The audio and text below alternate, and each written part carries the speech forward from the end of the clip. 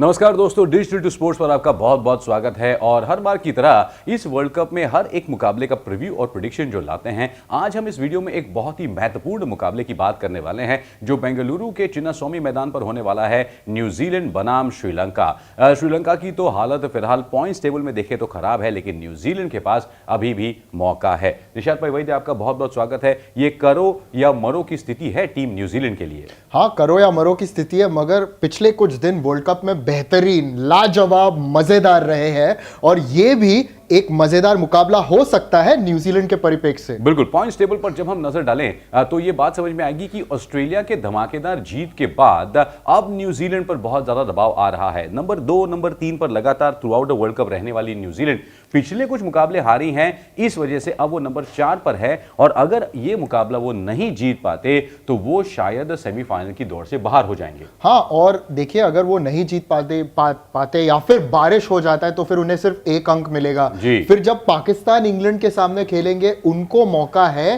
कि वो जीत दर्ज करके सीधा सेमीफाइनल में प्रवेश करें। बिल्कुल, श्रीलंका कोशिश करेंगे कि श्रीलंका अब एलिमिनेट हो चुका है, वो जाते जाते शायद न्यूजीलैंड को भी डुबा कर लेकर जाए। लेकिन जब हम दोनों ही टीम की तरफ नजर डालेंगे तब एक एक बात समझ में आती है। उससे पहले ग्राउंड के ऊपर बात करते हैं। ग्राउंड है चिन्नास्वामी का और चिन्नास्वामी बेंगलुरु का। 5 मैचेस में 309 is the average first inning score. First inning score अगर आपको जीतना है तो एवरेज है 351, हाई स्कोरिंग ग्राउंड जी। और पिछले मुकाबले में न्यूजीलैंड ने तो यहां 400 के ऊपर बनाए थे, तभी भी हारे थे। मगर हमें याद रखना है कि उस दिन बारिश का प्रभाव पड़ गया था और डकवर्थ लुइस के वजह से हारे थे। तो अगर पूरा एक मुकाबला होता तो हमें पता नहीं क्या हो सकता था, शायद और पाकिस्तान पर दबाव होता। But those are all ifs and buts. यहां बैट करके सबसे पहले एक बड़ा स्कोर बनाना है। सवाल यह है पंकज, कितना।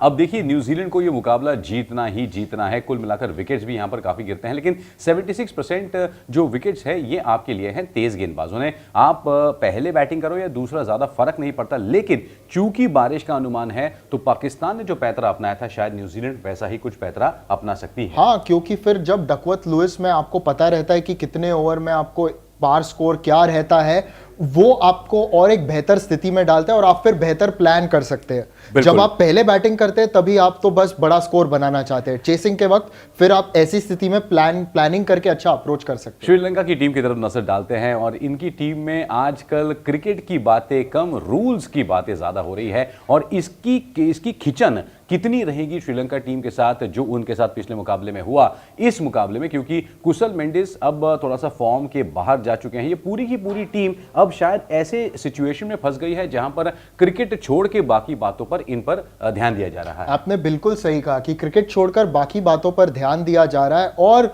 यहां तो श्रीलंका चाहेंगे कि जल्द ही एक जीत दर्ज करके अपना जो केस है अगले चैंपियंस ट्रॉफी में प्रवेश करने का, उसको मजबूत बनाए। 2025 में होने वाली है चैंपियंस ट्रॉफी। इस टूर्नामेंट में जो टॉप 8 टीमें इंक्लूडिंग पाकिस्तान होंगी वो वहां पर खेलेंगी, इसलिए श्रीलंका को टॉप 8 में आना जरूरी है। लेकिन अगर हम श्रीलंका की ओवरऑल बल्लेबाजी पर देखें तो सदीरा समरविक्रमा और पथुम निशंका ये दोनों अब आगे निकल चुके हैं। चरिता असलंका ने पिछले मुकाबले में सेंचुरी जरूर लगाई, लेकिन कुशल मेंडिस का फॉर्म अब थोड़ा सा कम होता जा रहा है। हाँ, कुशाल मेंडिस ने पहले 2 पारियों में तो अच्छा बैटिंग किया था, उसके बाद कप्तान बन गए ना, उसके बाद थोड़ा सा उनका फॉर्म कम हुआ है।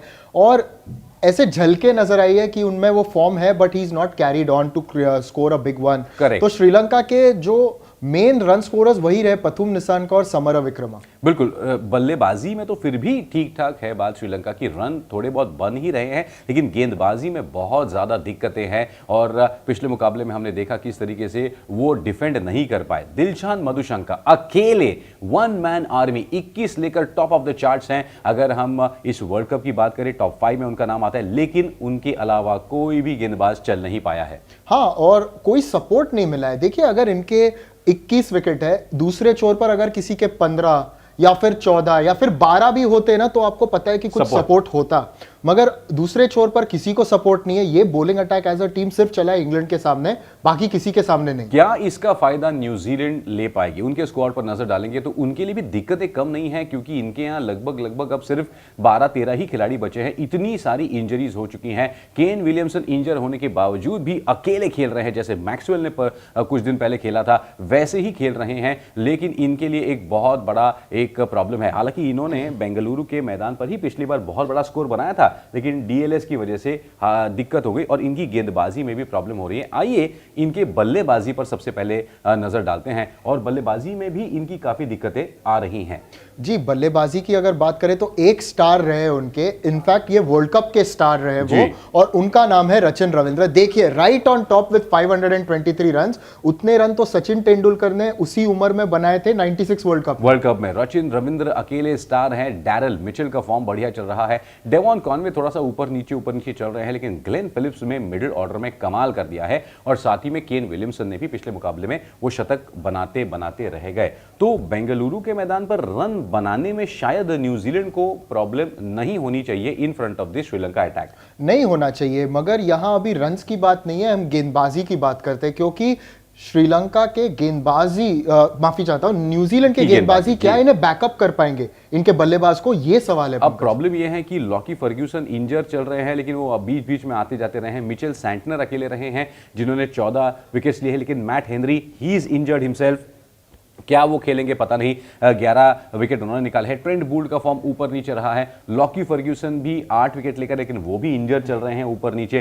तो यहां न्यूजीलैंड के लिए गेंदबाजी में बहुत बड़ी दिक्कत आ रही है फिलहाल। दिक्कत तो आ रही है, और पिछले मुकाबले में पाकिस्तान ने एक अच्छा चीज किया था, मिडिल ओवर्स में उन्होंने सैंटनर को अटैक किया जी। तो इन अ सेंस आपने दूसरे टीमों को बताया कि अगर न्यूजीलैंड के गेंदबाजों को आपको दबाव में डालना है ना, तो सैंटनर पे आप अटैक कीजिए, इमीडिएटली वो आएंगे, तभी उन्हें डिफेंसिवली ना खेलें। नहीं, देखते हैं। लेकिन क्या न्यूजीलैंड की ये गेंदबाजी जो आउट ऑफ फॉर्म नहीं है, लेकिन इंजरी के वजह से दिक्कतें हो रही है, ये अब कैसा खेलेगी? लेकिन बेंगलुरु में न्यूजीलैंड को इस मुकाबले को जीतना बहुत जरूरी है अगर उनको क्वालिफाई करना है सेमीफाइनल्स के लिए। तो निशाद, क्या कहते हैं, श्रीलंका या न्यूजीलैंड? न्यूजीलैंड। चलिए, मुझे भी लगता है कि न्यूजीलैंड जो है ये मुकाबला जीतकर सेमीफाइनल्स की अपनी जो सीट है वो पक्की करेगा। आपको क्या लगता है बताइए, हमारे इस वीडियो के नीचे जरूर कमेंट करें, और क्या लगता है आपको इस मुकाबले के बारे में ये भी जरूर बताइएगा। साथ ही में लाइक करें, शेयर करें और डिजिटल टू स्पोर्ट्स को सब्सक्राइब करें। निशाद, बहुत बहुत धन्यवाद आपका। और दोस्तों, इसी तरीके से डिजिटल टू स्पोर्ट्स पर हर एक मुकाबले का प्रेडिक्शन प्रीव्यू हम लेकर आएंगे सिर्फ आपके लिए। हमारे साथ इस पूरे वर्ल्ड कप में बने रहिएगा।